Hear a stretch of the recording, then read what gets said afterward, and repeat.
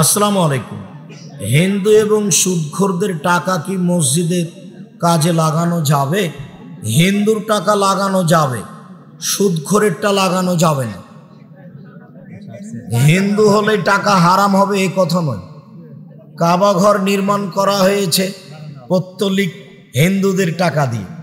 মোহাম্মদ সাল্লাল্লাহু আলাইহি সাল্লাম যখন পাথর কাঁধে করে কাবা ঘরে নিয়ে যাচ্ছেন তখন কি তিনি নবী? না। তাহলে তার বাপ চাচারা কাবা ঘর বানাচ্ছেন, তারা তো পৌত্তলিক মূর্তি পূজা করেন। ওই টাকা দিয়ে চলে কাবা ঘর।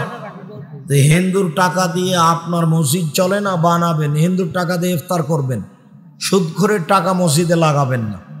ওটা মসজিদের টয়লেটও লাগাবেন না, ওটা আব্দুল কাদের ভাইয়ের প্রতিষ্ঠানে দিয়ে পাঠিয়ে দিবেন, উনি যে কাজেই লাগাবেন চলবে, সমস্যা নেই।